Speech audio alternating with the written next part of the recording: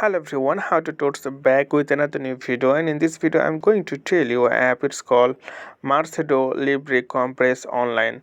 So how to get in your device? You have to go Google Play Store if you use Android phone, and go to App Store if you use iPhone. Then search Mercedo Libre on the search box, and after that you'll get the apps like that. Now you can see the rating of the app 4.3 out of 5. When we get any app, the app is more than 4, we consider that the app is really good. And 17 million plus read something about this app, so it's really huge amount.